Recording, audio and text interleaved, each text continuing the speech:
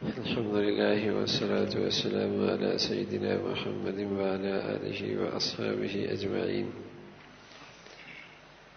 الحمد لله والصلاة والسلام على سيدنا محمد وعلى آله وأصحابه أجمعين. أما بعد، عن عمرو بن عاص أنه قال يوما وقام رجل فأكثر القول فقال عمر: ولو قصد في قولي لكان خيرا له. سمعت رسول الله صلى الله عليه وسلم يقول: لقد رأيت أو قال أمرت أن أتجاوز في القول فإن الجواز هو خير. یہ مسلمانوں کے معاشرے زندگی ہے، اس میں آپس کا بول چال بھی ہے، مزاح اور گفتگو بھی ہے.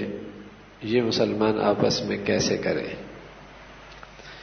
پھر رسول صلی اللہ علیہ وسلم نے اپنی امت کو بات چیت میں کن باتوں کا لحاظ رکھا جائے، مزاح کس انداز کا کیا جائے،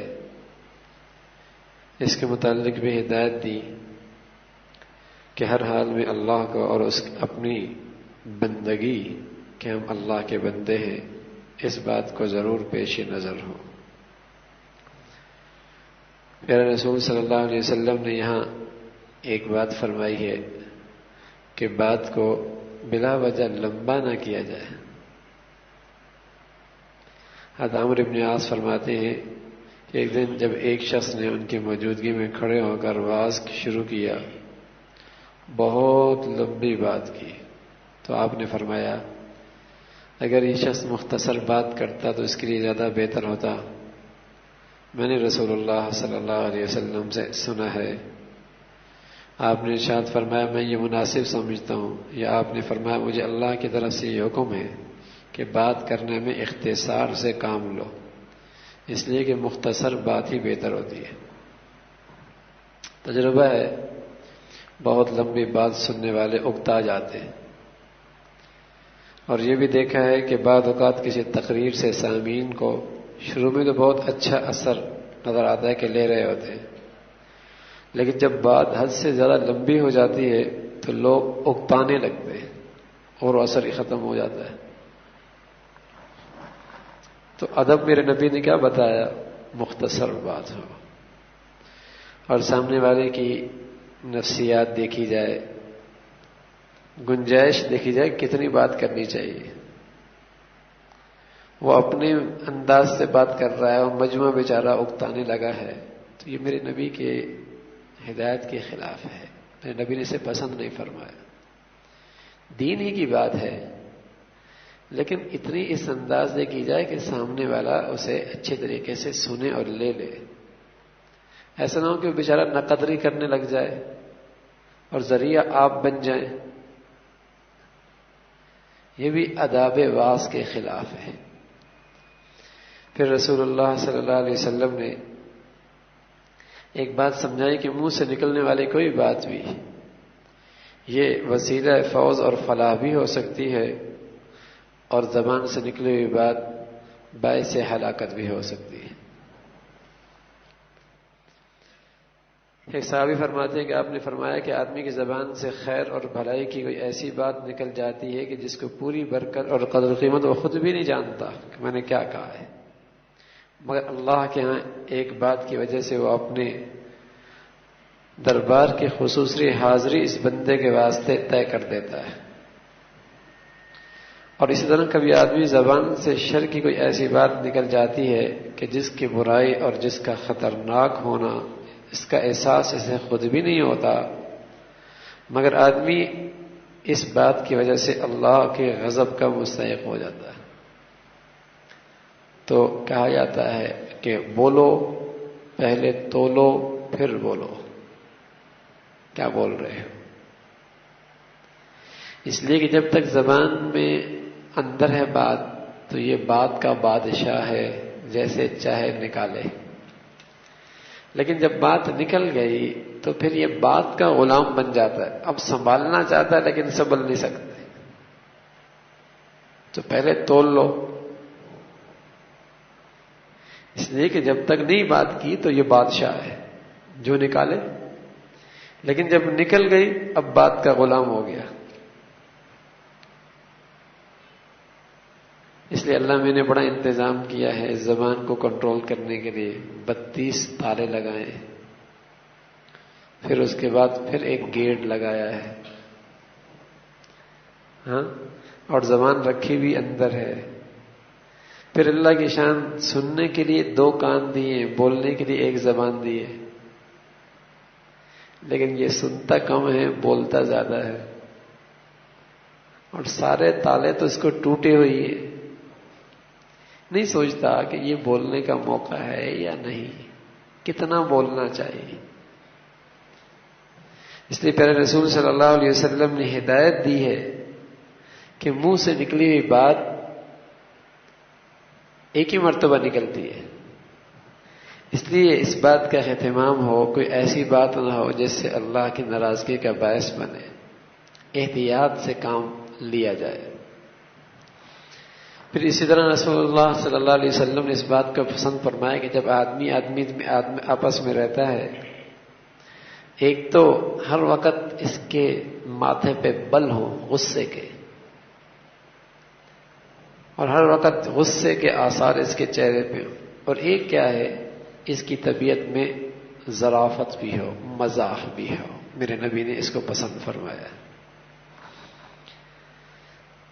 یہ بھی زندگی کا ایک حصہ ہے، ظرافت، مزاح، لیکن اس میں اس بات کا اہتمام ہو کہ یہ حد سے تجاوز نہ ہو۔ حد سے تجاوز بھی برا، اور بالکل اس سے خالی ہونا یہ بھی برا۔ ہر وقت ہی غصے میں اور ہر وقت ہی فضول مذاق، دونوں حالت ہیں، درمیان کی زندگی ہے۔ تو حضور علیہ الصلوۃ والسلام نے دونوں چیزیں اختیار کی ہیں، سبحان اللہ، مذاق بھی کیا، ہاں، اور حد میں بھی رہے، اس کا اہتمام کیا۔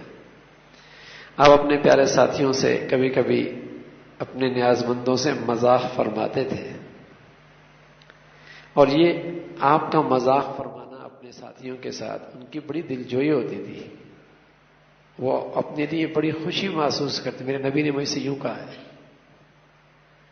تو آپ کا مزاح میں بڑا نہایت لطیف اور حکیمانہ ہوتا تھا۔ ابو ہریرہ فرماتے ہیں کہ ایک مرتبہ صحابہ نے عرض کیا، یا رسول اللہ انک تدعی ابنا، قال انی لا اقول الا حقا۔ بعض صحابہ نے حضور عرض کیا، یا رسول اللہ آپ ہم سے مزاح فرماتے ہیں؟ آپ نے ارشاد فرمایا، میں مزاح بھی حق ہی کہتا ہوں، یعنی اس میں کوئی بات غلط اور باطل نہیں ہوتی۔ مذاق بھی اس انداز کا کہ بات سچی ہوتی ہے۔ ہمارے ہاں مذاق کا مطلب ہے کہ سارا جھوٹ اس میں لے کے آنا ہے۔ یار میں تو مذاق کر رہا تھا، کیا مطلب مذاق میں جھوٹ جائز ہو گیا؟ ہاں، دھوکہ دے دیا، ارے یار میں تو مذاق کر رہا تھا، یہ مذاق نہیں ہے۔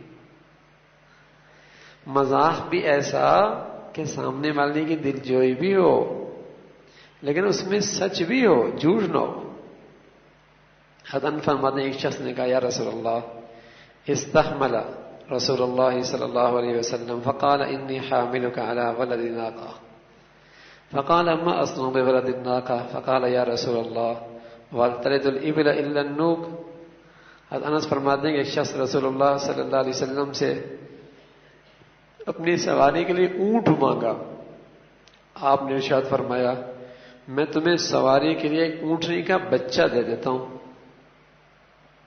وہ کہنے لگے، یا رسول اللہ میں اونٹنی کا بچہ کیا کروں گا؟ وہ اونٹ مانگ رہا ہے، آپ کہا میں اونٹنی کا بچہ دوں گا۔ حضور علیہ الصلوۃ والسلام، یہاں ہر اونٹ بھی تو کسی اونٹنی کا بچہ ہی ہوگا۔ سچ بھی فرمایا، اپنے ساتھی کی دلجوئی بھی کر دی۔ حضرت فرماتے ہیں کہ حضور علیہ الصلوۃ والسلام نے ایک بوڑھیا سے کہا، تو جنت میں نہیں جائے گی، انک لا تدخل الجنہ، جنت میں نہیں جائے گی۔ فقالت وما لهن او كانت تقرأ القرآن، فقال لها اما تقرأين القرآن ان انشأناهن انشاء فجعلناهن ابکارا۔ کہنے لگے بوڑھی تو جنت میں نہیں جائے گی۔ وہ بیچاری نے عرض کیا، یعنی میں بوڑھی ہوں، کیا ایسی بات ہے جس کی وجہ سے میں جنت میں نہیں جا سکتی؟ کون سی میرے اندر خامی اللہ کے رسول؟ آپ نے فرمایا، بوڑھیا کیا تو نے قرآن نہیں پڑھا؟ قرآن میں ہے انا انشأناہن انشاء، ہم بوڑھیوں کو بھی جوان کر کے جنت میں داخل کریں گے. مذاق بھی فرما رہے لیکن سچ بھی فرما رہے. یہ نہیں کہ طبیعت پہ عبوسن کمتری رہا ہے ہر وقت، ہاں غصہ، نہ یہ نبی ہے، محمد الرسول اللہ ہے. اپنے ساتھیوں کیسے دل جوئی کر رہے. تو حضور علیہ الصلوۃ والسلام مزاح فرماتے تھے لیکن سچا. اپنے عباس فرماتے ہیں حضور علیہ الصلوۃ والسلام نے فرمایا لا تماری اخاک ولا تمازح ولا تعد موعدا فتخلف.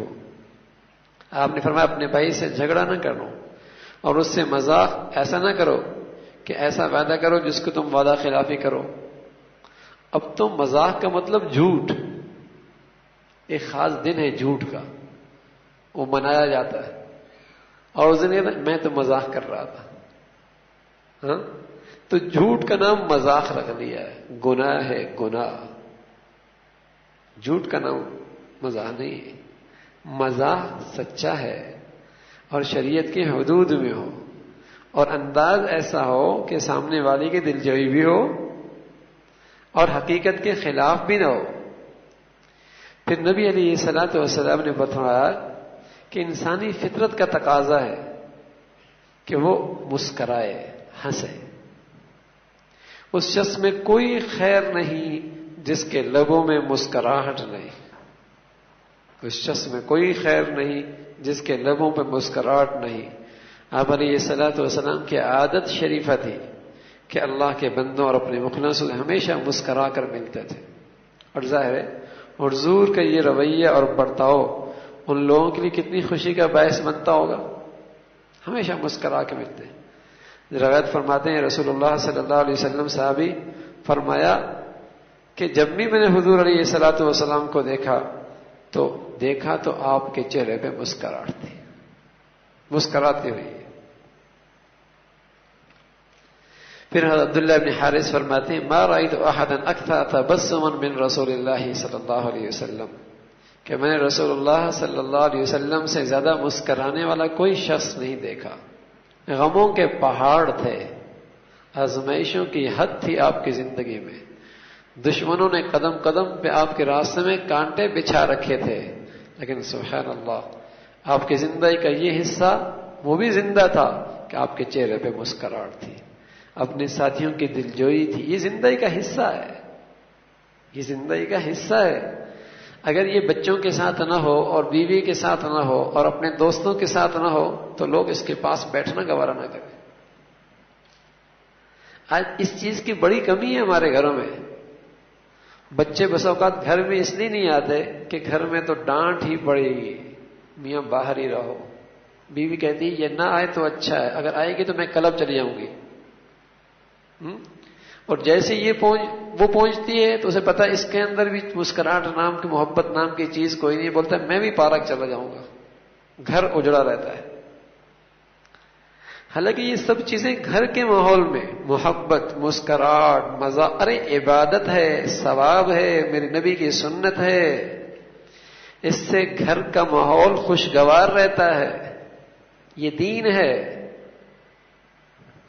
اب وہ رسول عائشہ فرماتی ہے، عائشہ تو حضور کی بیوی ہے نا، ہاں، اور بیوی کسی کے بارے میں کہے اپنے شوہر کے بارے میں، ہاں، تو پتہ ہے کہ نبی میرے ساتھ کیا رویہ اختیار کرتے ہیں، کیا معاملہ کرتے ہیں. اما فرماتی ہیں، فرمایا قالت ما رأيت النبي صلی اللہ علیہ وسلم مستجمعا ضاحكا حتى ارى منه لهواته انه كان يتبسم. حضرت عائشہ فرماتی ہے کہ میں نے حضور کو کبھی پوری طرح کھلکھلاتے ہنستا نہیں دیکھا. آپ کے دہن مبارک کا اندرونی حصہ نظر پڑ جاتا ہو.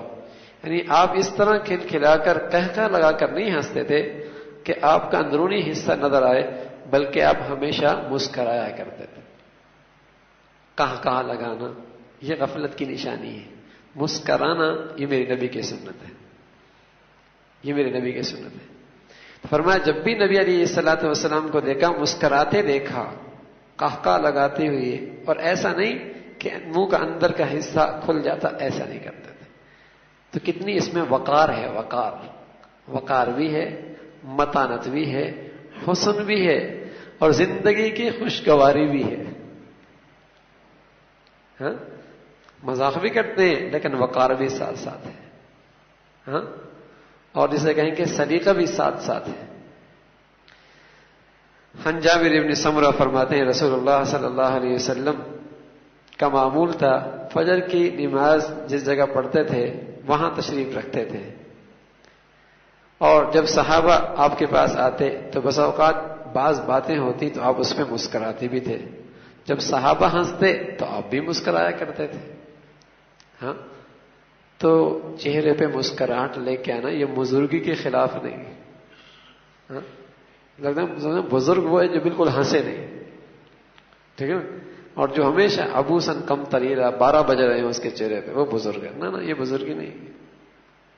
خندہ پیشانی، خندہ پیشانی، مسکراتا چہرہ، ہاں یہ میرے نبی کی پسند ہے، میرے نبی کی پسند ہے. اور اگر یہ دولت گھروں میں آ جائے تو بڑی خیر ہو جائے. اگر یہ دولت گھروں میں آ جائے بڑی خیر آ جائے. تو حضور علیہ الصلوۃ والسلام کے معاشرت زندگی کا ایک حصہ یہ بھی ہے، ایک حصہ یہ بھی ہے. تو گھر میں جب بھی داخل ہوں تو السلام علیکم. ہاں ہاں اور گھروں کا ماحول ایسا بنائیں کہ وہ محسوس کریں کہ ابا آ گیا، یعنی ساتھی آ گیا، اب مزہ آئے گا، اب مزہ آئے گا گھر کے ماحول میں. یہ ماحول گھر کا نہ ہو ابا آ گیا اب تو مسئلہ ہی ہو گیا، اب تو مسئلہ ہی ہو گیا. نہ ایسا ماحول نہ بنائے اپنی زندگی. یہ آ گیا اب تو محفل خراب ہو گئی، اب نہیں مزہ آئے گا اب تو وہ آ گیا. اپنی ذات کو ایسا پرکشش بنائیں، ایسا پرکشش. اچھا یہ آ گیا اب بہت اچھا ہو جائے گا، یار اس کی طبیعت کتنی اچھی ہے. ہاں اس کی طبیعت ہر ایک تعریف کرے میری طبیعت سے. طبیعت بس اوقات یہ طبیعت بنتے بنتے بنتی ہے، بنتے بنتے. نفل پڑھ رہا ہے، ارے میاں یہ بھی نفل سے کم ثواب نہیں ہے. تسبیح پڑھ رہا ہے، ارے میاں یہ بھی تسبیح سے کم ثواب نہیں ہے. اللہ کی خاطر کسی کے دل جوئی کی، اللہ کی خاطر گھر میں خوشگواری کا ماحول پیدا کر دیا، نہ جانے کتنے فتنوں کا راستہ بند ہو جائے گا. تو گھروں میں ایسا ماحول بنائے، محبت بڑی بات ہے. بس اوقات سارا سال گزر جاتے ہیں میاں بیوی میں کبھی مسکراہٹوں کا تبادلہ ہی نہیں ہوتا. ارے یہ کون سی زندگی ہے؟ باپ بیٹے میں مسکراہٹوں کا تبادلہ ہی نہیں ہوتا، یہ کون سی زندگی ہے؟ تو گھروں کے ماحول میں اس چیز کو زندہ کرے. یہ میرے نبی کی پیاری زندگی ہے، معاشرتی زندگی. اللہ عمل کی توفیق نصیب فرمائے. الحمدللہ رب العالمین والصلاة والسلام علی سیدنا محمد وعلی آلہ واصحابہ اجمعین. اللهم لك الحمد كله ولك الشكر كله، اللهم لك الحمد كله ولك الشكر كله. نستغفر الله، نستغفر الله. سبحان ربك رب العزة عما يصفون وسلام على المرسلين، الحمد لله.